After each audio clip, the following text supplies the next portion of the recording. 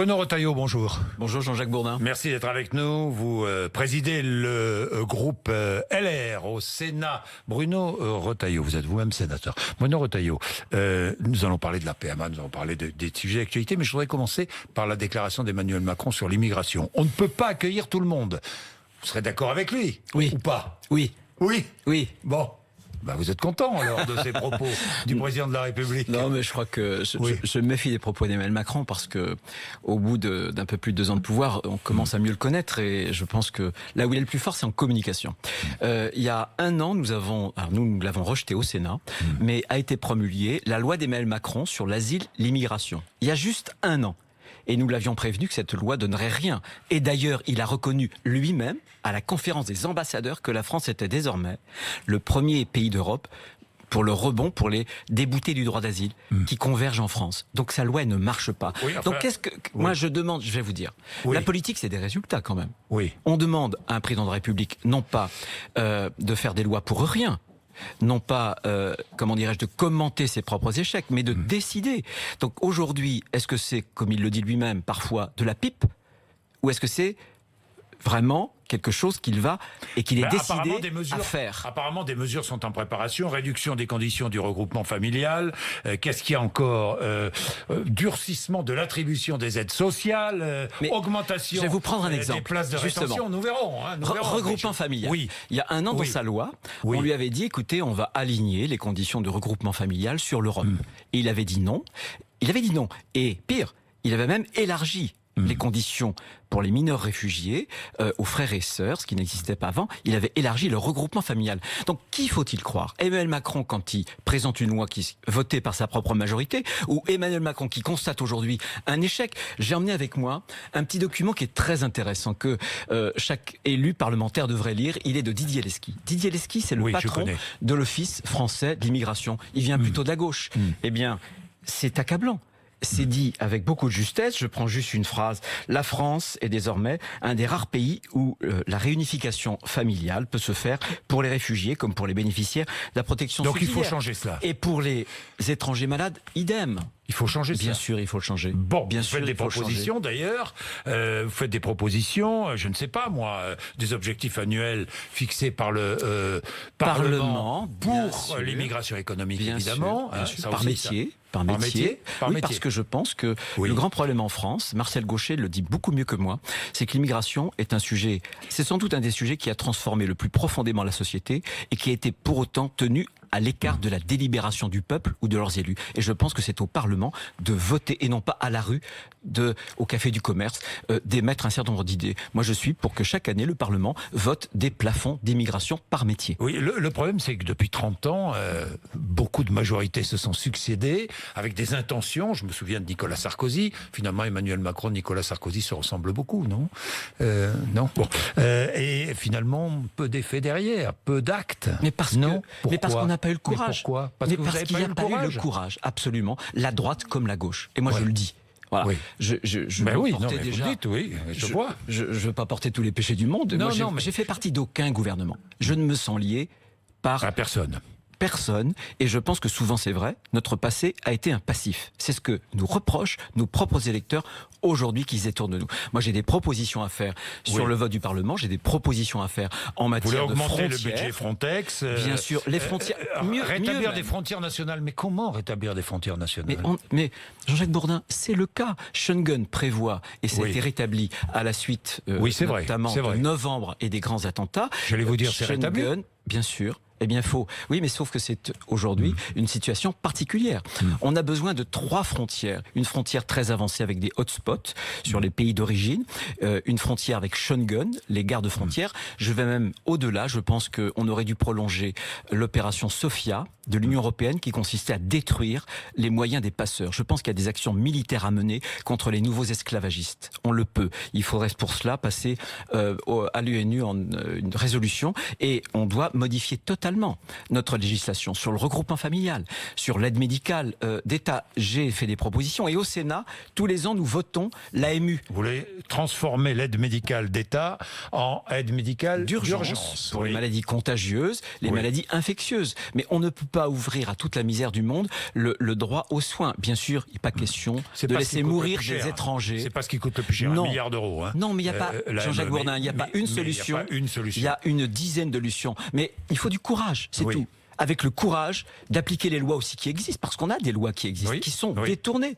Regardez par exemple sur les visas pour les soins. Il suffit désormais de montrer que, même si le soin existe dans le pays d'origine, qu'on a des difficultés d'accès pour y avoir droit en France. C'est pratiquement le seul pays européen qui agit de cette façon-là. Bien. Merci Bruno Retailleau de réagir sur ce sujet, de parler de pragmatisme finalement du président de la République, même si vous ne croyez pas au discours, au fond du discours. Mais je jugerai au résultat. Pragmatisme aussi sur l'aide à l'emploi à domicile des seniors. Oui. Vous avez vu que le gouvernement a reculé. Très bien. Très bien. Bien sûr. C'est une bonne idée. Non, ce qui n'était pas une bonne idée. Non, la mauvaise idée, parce qu'avant la bonne idée de recul, le couac, c'est ce qui a généré le couac. Et là, il y a quand même une logique, vous voyez. Cette logique, elle a consisté à désindexer les retraites d'abord. Elle a consisté à frapper avec la CSG les retraités. Et désormais, c'était notamment ces aides au domicile, alors que le vieillissement est important. Ce que je constate quand même, c'est que les aînés sont pas des privilégiés. C'était l'exonération sociale qui était supprimée. Bien sûr, mais voilà, vous avez 3 exemples. Et ce qui est troublant chez Emmanuel Macron, c'est qu'il y a un détricotage du lien social par le haut, c'est-à-dire la mise en fragilité de nos aînés, mais aussi par le bas, notamment les descendants, la politique familiale, personne n'en parle. Personne n'en parle. On va traiter du sujet des retraites. On a un système par répartition. Les actifs payent pour les retraités. Si on a un effondrement de la natalité, de la politique familiale, qui soutient la natalité, il y aura un problème demain pour le régime. Il y aura un problème. De toute manière, j'y reviendrai tout à l'heure, la réforme des retraites, mais il y aura un problème. Alors, je voudrais vous parler du climat. Comment osez-vous ? Comment osez-vous, Bruno Retailleau ? Vous avez entendu Greta Thunberg ? Vous êtes dirigeant. Comment osez-vous ? Vous avez regardé ? Vous l'avez regardé ? Bien sûr, j'ai regardé. Qu'avez-vous ressenti ? Je me suis posé une question. Oui. Quelle est la machine qui se cache derrière ? De qui pourrait être... Mais pourquoi voulez-vous qu'il y ait une machine derrière ? Vous croyez, Jean-Jacques Bourdin, franchement. Vous n'êtes pas naïf. Des mots franchement, simples, elle a vous près n'êtes de pas naïf. 17 ans. Oui. Vous n'êtes pas naïf. Vous pensez qu'elle se retrouve à l'ONU toute seule, sans aucun soutien? Non, mais je pense qu'elle porte. Je vais vous dire, je vais vous dire ce que je pense. Je pense qu'elle porte un mouvement, elle porte une interrogation, elle porte une angoisse. Je ne la mets pas en cause. Mais une angoisse d'une génération qui n'est pas la nôtre. Laissez-moi parler, merci. Allez-y. Elle met en accusation des pays qui sont les moins coupables. La France, 1% de rejet de gaz à effet de serre.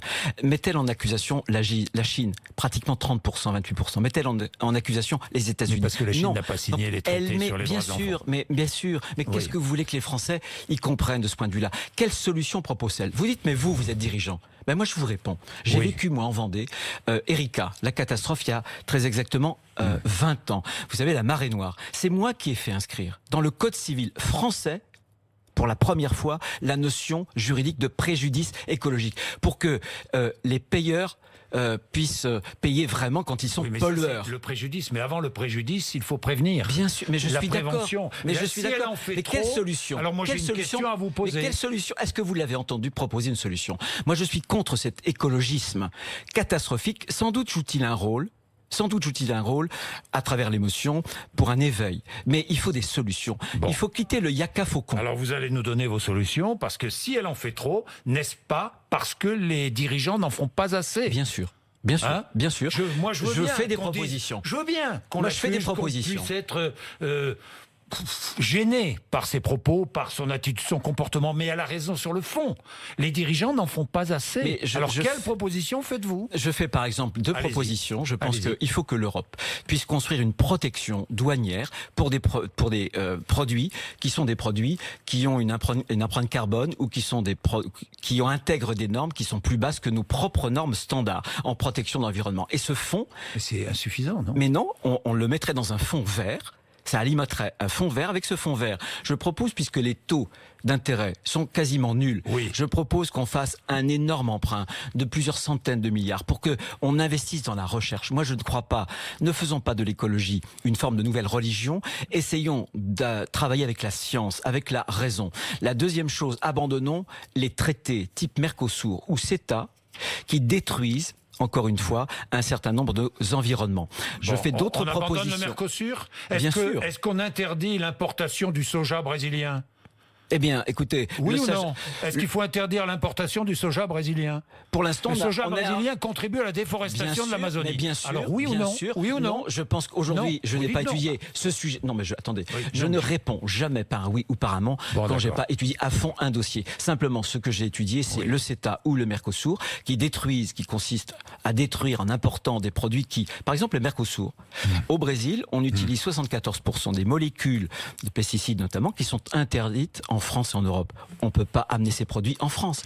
Pour moi, c'est une évidence. Est-ce qu'il faut cesser de subventionner l'industrie des énergies fossiles ? Je pose la question. Oui ou non ? Je pense que oui. Je pense qu'il faut progressivement avoir un mix énergétique. Moi, je suis pour le nucléaire, autour de 50%.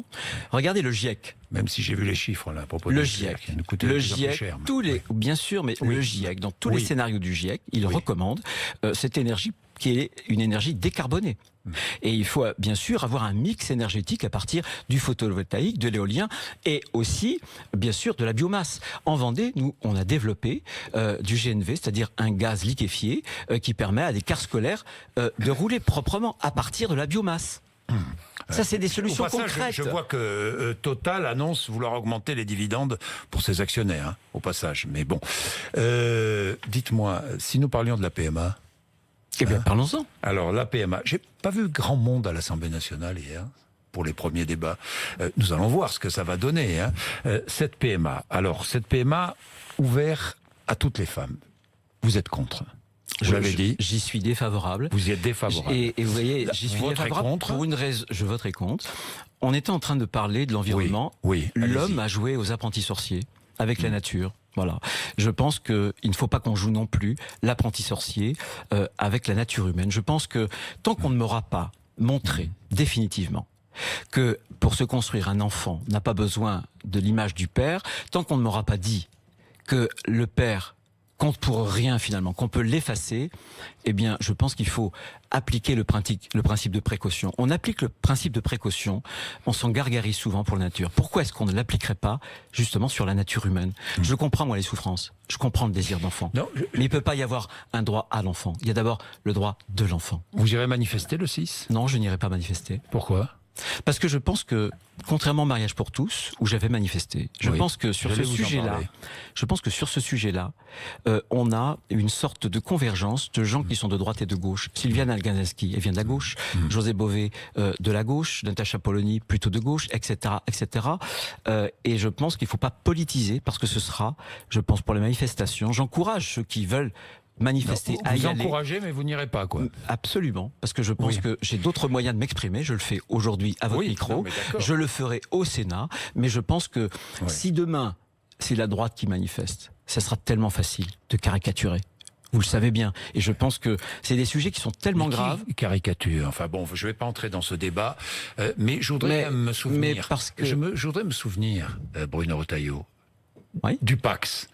Je me souviens de la droite qui était à fond contre le Pax. Je voudrais même pas relire tout ce que la droite a dit à l'époque, lorsqu'on a mis en place le Pax. Le mariage pour tous. On a parlé de quoi ? De clonage, de risque de clonage, de risque de décadence. Mais finalement, on vit avec, et très bien. Mais finalement, qu'est-ce qui avait été dénoncé ? Bruno Retailleau. Jean-Jacques Bourdin, qu'est-ce qui avait été dénoncé ? Vous êtes en retard. C'est que le Pax menait au mariage, le mariage menait à la PMA. Vous m'auriez reçu au moment du mariage, mais il n'est pas question de faire de la PMA pour une Retailleau. Vous rêvez. La PMA n'est pas dans le texte. On est à la PMA pour toutes, y compris pour des femmes seules. Et sans doute peut-être même sur du post-mortem. Et là, on va directement sur la GPA. Vous savez qu'aujourd'hui, on a légalisé en France les effets, les conséquences juridiques d'une PMA frauduleuse qu'on fait à l'étranger. Ouais. Vous savez Mais que la recourir GPA, à une mère porteuse, est catégorique et vous dit non, il n'y aura pas de GPA autorisé en France. Mais regardez, qu'est-ce qu'a dit M. Touraine hier? Qu'est-ce qu'il a dit? Le rapporteur M. Touraine, il a dit écoutez, la GPA éthique, Sylvia Gazinski traite cela en disant que c'est une plaisanterie de mauvais goût de parler de la GTA éthique. Il dit avançons pas à pas. Donc on avance pas à pas. La meilleure preuve, c'est la Cour de cassation, c'est la Cour d'appel de Paris qui ont légalisé les conséquences de GPA à l'étranger. Donc aujourd'hui, je le dis aux Français. Non, mais je le dis aux Français. De GPA, on parle de PMA. Mais je vous dis que la PMA, parce que au nom de quoi vous allez autoriser des couples de femmes à avoir un enfant et que vous interdiriez aux couples d'hommes d'avoir un enfant, puisque le ressort de tout ça, c'est l'égalité. D'ailleurs, des sénateurs LR sont favorables à la GPA. Mais bien sûr, parce que très peu. Comme le président de la commission des affaires sociales du Sénat, par exemple, on a 145. qui est médecin. Oui, mais on a 145.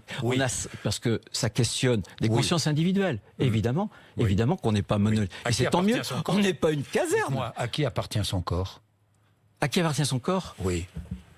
À Dieu ou à soi-même? À soi-même. Parce que c'est le fond de la question. Eh bien, justement.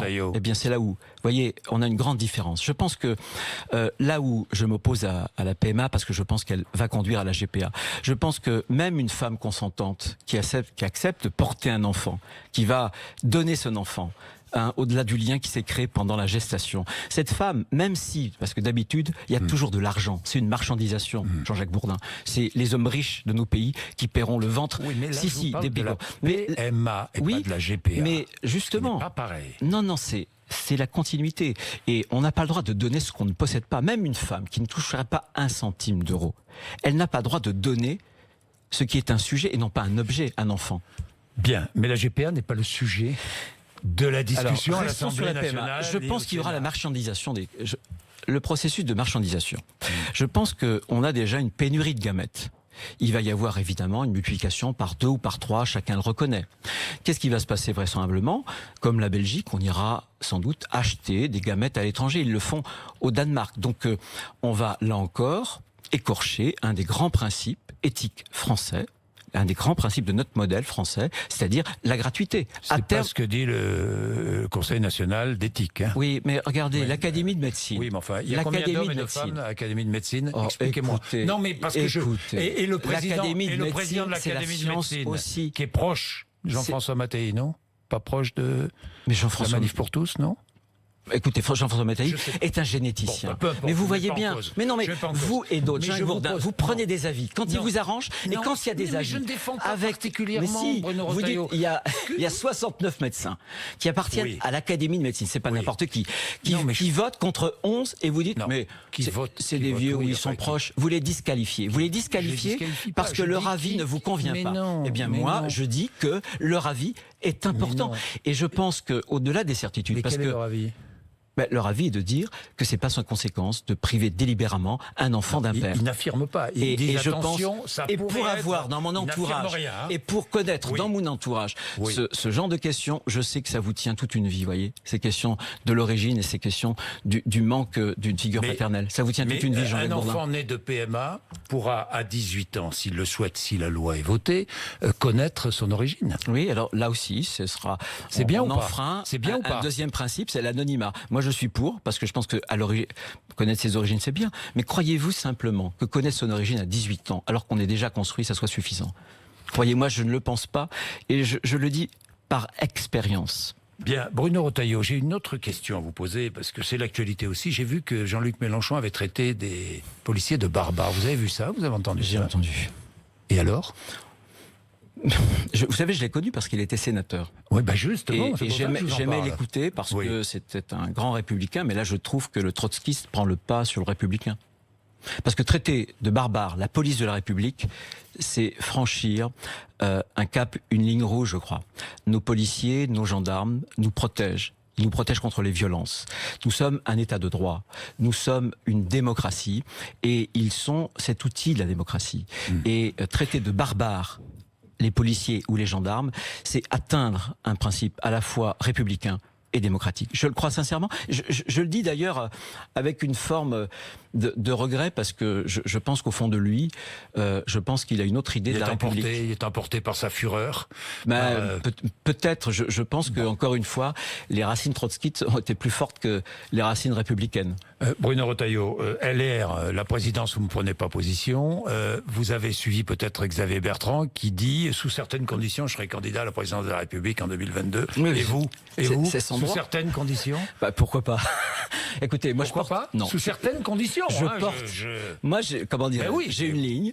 Oui. J'y suis fidèle et j'ai des convictions. Oui. Ou moi je constate qu'il y aura un candidat qui portera mes convictions et je l'aiderai. Si je constate qu'aucun des candidats qui pourraient venir de la droite et qui pourraient se présenter ne porte ces conditions, alors j'aurais à me poser cette question, qui est une question grave évidemment. Oui, mais vous la poserez. Bien sûr, je me la poserai. Merci Bruno Retailleau d'être venu nous voir ce matin, il est 8h54.